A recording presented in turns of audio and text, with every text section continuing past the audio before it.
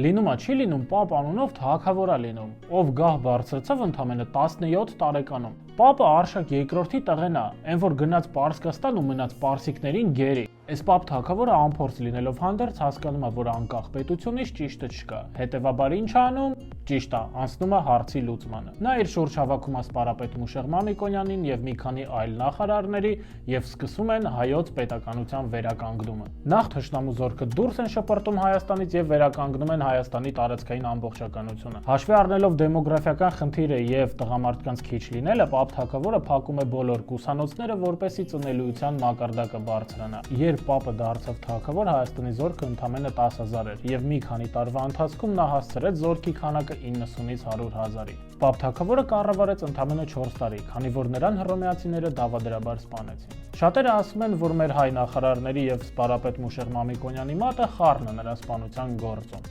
Կոմենտներում գրեք, արդյոք դա համապատասխանում է ճշմարտությանը, թե ոչ։ Համ էլ ձեռի հետ գրեք, թե դուք ինչ գիտեք Պապ թագավորի մասին։